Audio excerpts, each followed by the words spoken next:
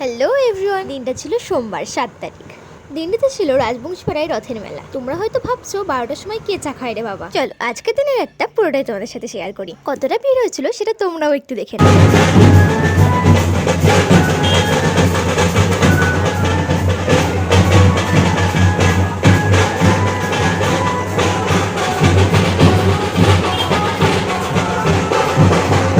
ছিলাম যে রথের মেলায় যেটা আসল সং আমি সেটারই ভিডিও করতে পারি। একটু সুযোগ ছাদে গিয়ে এইটুকু শুধু একটু ক্লিপ নিয়ে তোমাদের সাথে শেয়ার করার জন্য মাঝে একটু সময় বের করেই ভিডিও করছি তা দেখে নিয়েছে। এখন বাসছে ঘড়িতে 11:55। যে যার নিজের মতন কাজ করছে, সবাই বসে গল্প করছে। এখন একটা সুযোগ পেয়েছিলাম ফোনে ক্লিপ নিয়ে, তাই নিয়েও নিলাম। এখন কোনো কাজ ছিল না, দোকান ঘোরানোর সময় আবার কাজ। কানে হেডফোন নিয়ে গান শুনছিলাম। চা না হলে এনার্জি থাকবে না, তাই রাত 12টার সময়তেও চা খাচ্ছিলাম।